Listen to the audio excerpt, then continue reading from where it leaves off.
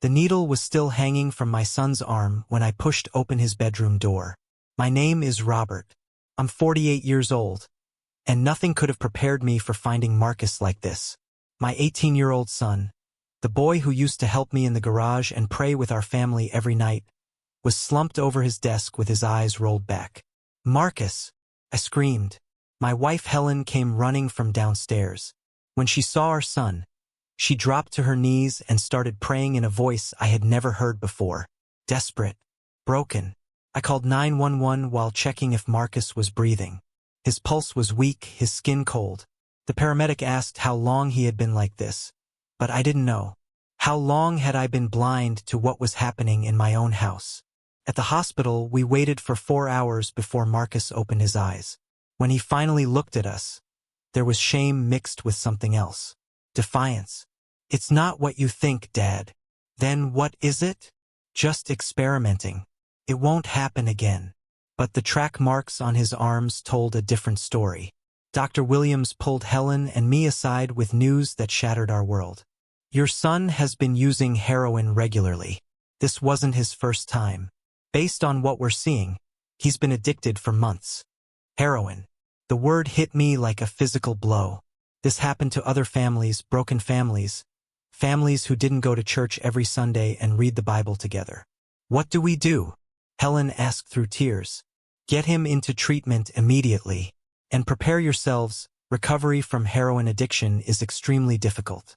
Most addicts relapse several times before achieving sobriety." That night, Marcus agreed to enter a treatment program. As we drove home in silence, he spoke from the back seat. "I'm sorry, Dad. I never meant for this to happen. We'll figure this out together," I told him, though I had no idea if that was true. What I didn't know then was that this was just the beginning of a 6-year battle that would test every prayer I had ever prayed and challenge everything I believed about God's faithfulness. But I also didn't know that God was already working, even in this darkest moment, preparing all of us for a miracle we couldn't yet imagine. Marcus lasted exactly 23 days in his first treatment program.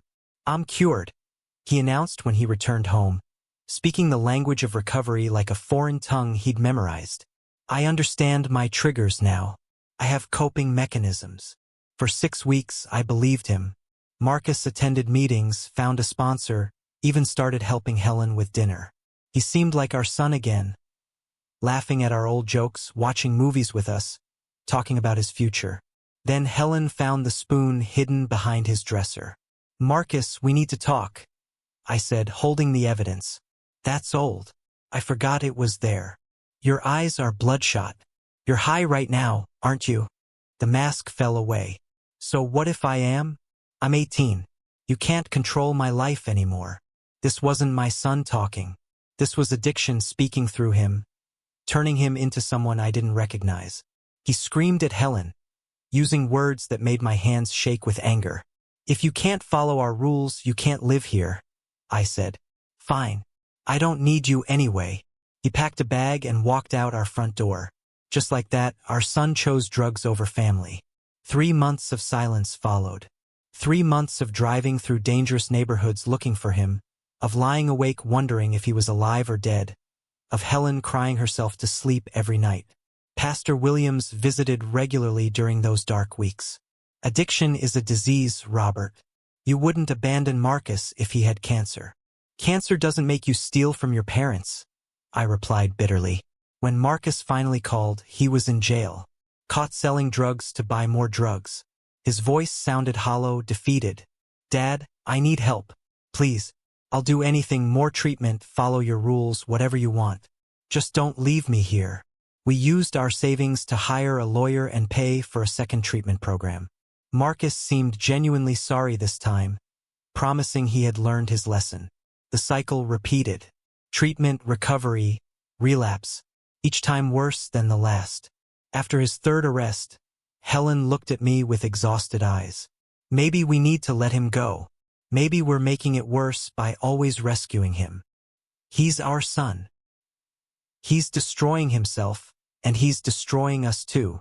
I wanted to argue, but she was right.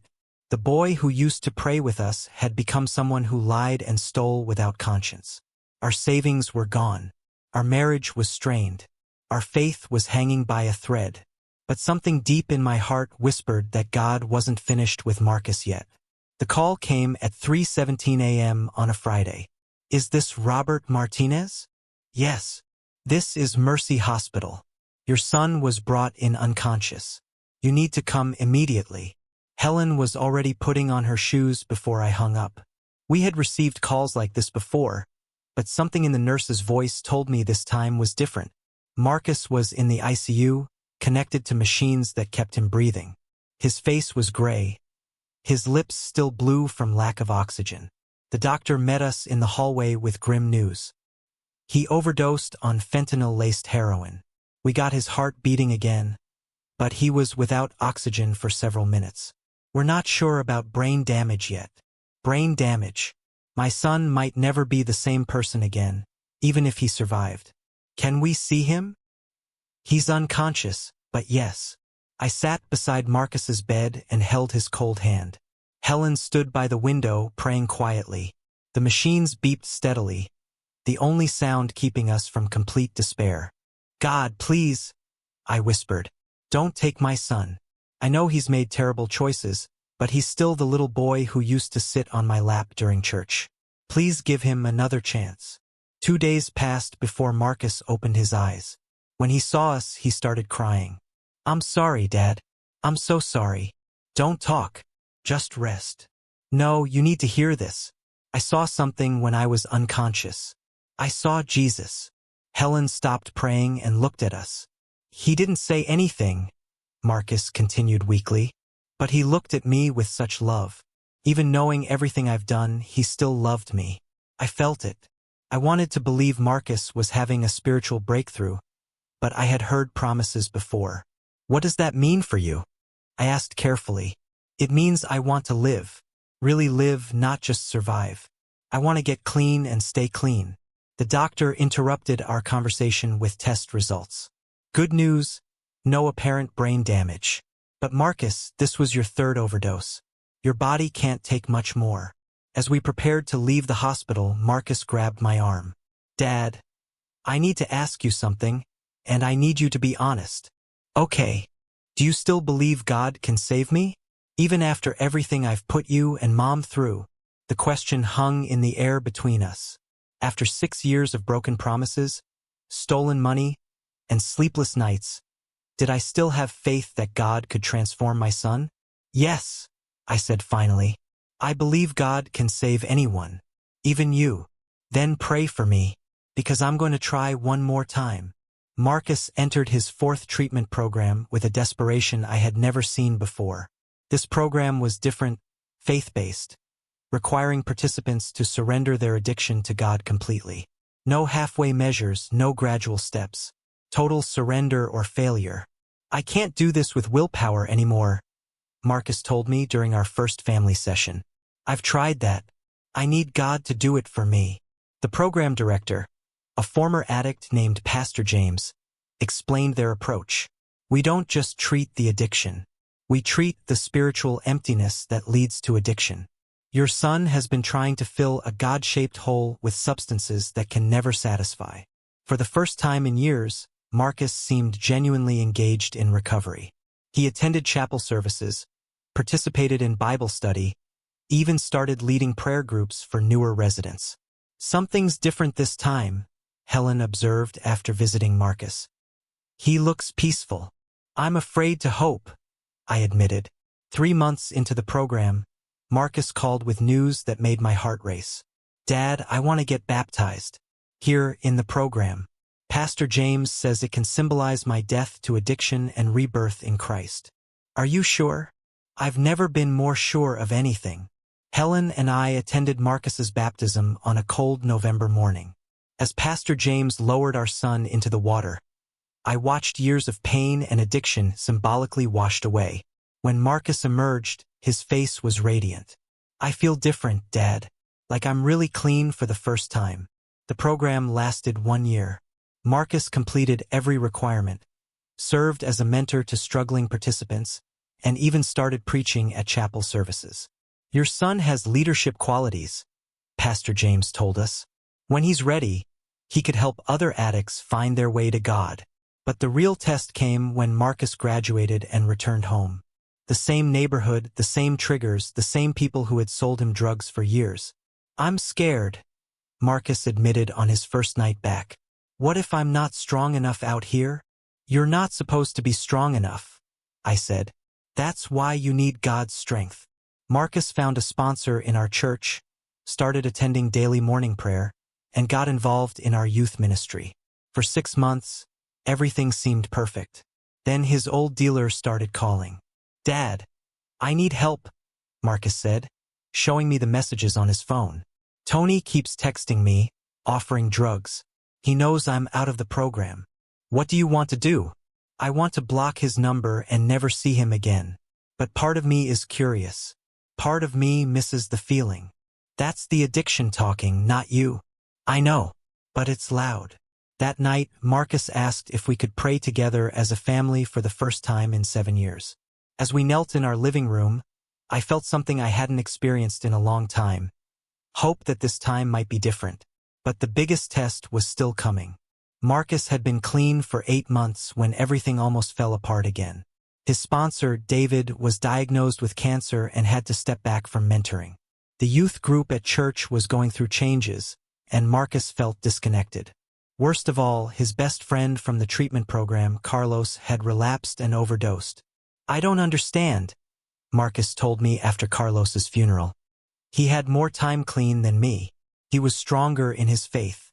If it can happen to him, what makes me think I'm safe?" Faith isn't about being safe from temptation. It's about having God's strength when temptation comes. But I could see Marcus struggling. He became withdrawn, stopped attending some meetings, started isolating in his room. "I'm worried about him," Helen said one evening. "He's showing all the warning signs." 2 weeks after Carlos's death, Marcus came to me with tears in his eyes. "Dad, I almost used today." My heart stopped. "Tony cornered me at the gas station. He gave me a free sample, said it was for Carlos's memory. I had it in my pocket for 3 hours." "What stopped you?" "I kept hearing Pastor James say that God's love is stronger than any craving. I kept remembering that feeling when I was baptized. And I kept thinking about you and Mom." Marcus pulled a small bag of heroin from his pocket and handed it to me. "I want you to flush this down the toilet. I want you to watch me choose God over drugs." We walked to the bathroom together. As I held the bag over the toilet, Marcus put his hand on top of mine. "Together," he said, "we dropped the drugs into the water and flushed them away." "I'm proud of you," I told him. "I'm not proud of myself. I'm ashamed that I was tempted. I'm scared that it might happen again." Being tempted isn't a sin, son. Jesus was tempted too. It's what you do with the temptation that matters. That night, Marcus asked if he could move back into our house temporarily. "I need to be around people who love me and will hold me accountable." "Of course." "And Dad? I want to start meeting with Pastor Williams regularly. I need stronger spiritual guidance." For the next 6 months, Marcus lived with us, attended daily meetings, and met with our pastor twice a week. He also started volunteering at a homeless shelter, sharing his story with people who were struggling with their own addictions. "Helping others helps me stay focused," he explained. "When I see what rock bottom really looks like, I remember why I never want to go back there." Marcus was approaching his 2-year anniversary of sobriety when God presented him with an opportunity that would change everything. Pastor Williams approached Marcus with an unexpected proposal. "I've been watching you for the past 2 years," he said. "Your transformation has been remarkable. I want to ask you to consider something." Marcus and I sat in the pastor's office, curious about this mysterious meeting. "Our church is starting a new ministry for families affected by addiction. We need someone who understands both sides, the addict and the family. Would you consider leading it?" Marcus was quiet for a long moment. "Pastor, I'm only 2 years clean. I'm not qualified to lead anything. Paul was a murderer before he became an apostle. God doesn't call the qualified. He qualifies the called." "What would this involve?" "Counseling sessions, support groups, maybe speaking at other churches about your experience." showing people that God can redeem anyone. I watched my son's face as he considered this possibility. The boy who had once chosen drugs over family was being asked to help other families facing the same battle. Can I pray about it? Of course. Take all the time you need. That evening, Marcus asked Helen and me to sit with him in our backyard. I need to tell you both something. When I was in that coma after my overdose, I didn't just see Jesus. He spoke to me. Helen reached for his hand. He said, "Your pain will become your purpose." I didn't understand what that meant then, but I think I do now. What do you think it means? I asked. I think God allowed me to go through addiction so I could help other people get free from it. I think all those years of hell were preparing me for this. Marcus looked at us with eyes that had seen too much pain but also too much grace. I want to say yes to Pastor Williams. I want to use my story to help other families. But I need to know you both support me. Son, I said, 6 years ago I thought we had lost you forever. Now God is asking you to help save other people's children. Of course we support you. Marcus started the addiction ministry 3 months later. His first support group meeting had 12 families, all dealing with addicted children. I know what you're going through, Marcus told them. I was the son you're praying for. I was the one who lied, stole, and broke your hearts. But I'm also proof that God doesn't give up on anyone. One father broke down crying. My daughter has overdosed 3 times. I don't know if I can keep hoping. Hope isn't about believing your child will get clean, Marcus replied gently. Hope is about believing God is working even when you can't see it. My parents hoped for 6 years before they saw results. Their faith kept a place open for me to return to. After the meeting, that same father approached Marcus privately. Can you help me understand how to love my daughter without enabling her addiction? That's exactly why God called me to do this, Marcus said. Watching my son counsel other struggling families, I finally understood God's plan. All those years of pain weren't wasted. They were preparation. Marcus has been clean for 5 years now, and our family has never been stronger.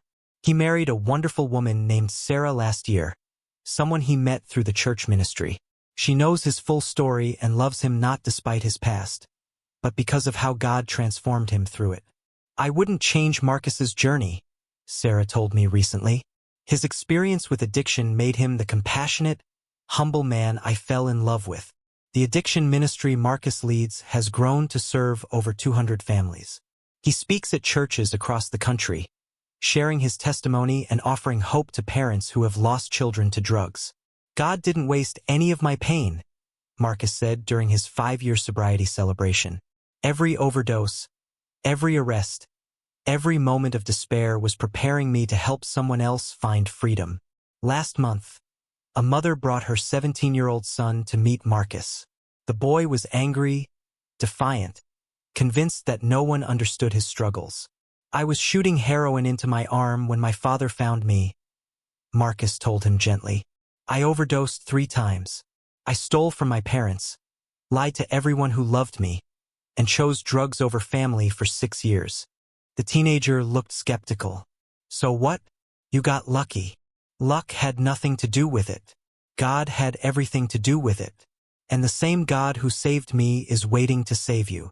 2 weeks later, that same teenager entered treatment. His mother called Marcus crying with gratitude. You gave us hope when we had none left. Helen and I often talk about those dark years when we thought we had lost Marcus forever. The sleepless nights, the financial strain, the emotional exhaustion of loving someone who seemed determined to destroy himself. Would you do it all again? Helen asked me recently. Every prayer, every tear, every moment of heartbreak. Yes, because now we know what God was doing. Marcus calls us every morning, not because he has to, but because he wants to. He and Sarah visit every Sunday for dinner. He's talking about starting seminary to become a licensed counselor. I want to be able to help people professionally, not just through the church, he explained. The boy who once chose drugs over family now chooses God over everything. His transformation didn't happen overnight. It took 6 years of struggle, relapse, and heartbreak before breakthrough came. But God never gave up on Marcus even when we almost did. Yesterday, Marcus showed me a letter from a father whose son just celebrated 1 year of sobriety. "Thank you for sharing your story," the letter read. "When my son heard you speak, something changed in his heart. He's been clean ever since. You didn't just save my son. You saved our entire family." Marcus wiped his eyes as he read those words aloud. "Dad, do you remember when you asked me if I still believed God could save me? Of course. Now I get to ask other people that same question. And I get to show them the answer by how he saved me. Some stories end with tragedy, some with healing, and some with purpose found in the midst of pain. Our story is the third kind. My son chose drugs over family for 6 years. But God's love was stronger than addiction, deeper than despair, and more patient than any earthly father could ever be. Marcus is living proof that it's never too late for God to write a new ending to any story. Are you walking through the darkness of addiction with someone you love? Or maybe you've seen God bring miraculous healing to an impossible situation. Share your story in the comments below and let me know where in the world you're reading this from. Your testimony of faith might be exactly what another hurting parent needs to hear today.